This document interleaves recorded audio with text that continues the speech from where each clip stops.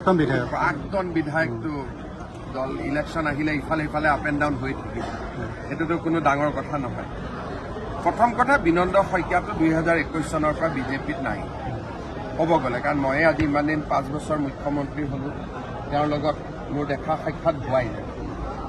আৰু মনসিং ৰংপিও 2021 চনৰ পৰা পাৰ্টিত নায়েই, সত্যব্ৰত কলিতাটো বিজেপিত নাই।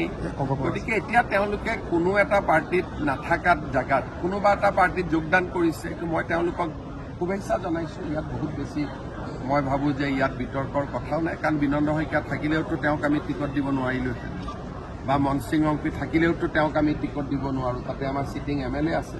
গতিকে ক'ৰবাত যদি গৈ টিকট পায় সেইটোতো কোনো বেয়া কথা নহয়।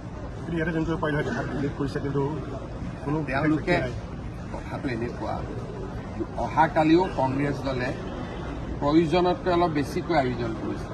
তেওঁলোকে ভাবিছে 10 ছেপ্টেম্বৰত মই কিবা এটা কথা ক'ম আৰু সেই পৰিৱেশটো যাতে যোগদানে নিউট্ৰেলাইজ কৰে, কিন্তু দুইটা বস্তুৰ মাজত কোনো সামঞ্জস্য নাই। এইটো কংগ্ৰেছ দলৰ এটা ক'ব গ'লে তেওঁলোকৰ যে মেচিয়ৰিটি নাই সেইটোকে প্ৰমাণ কৰিছে।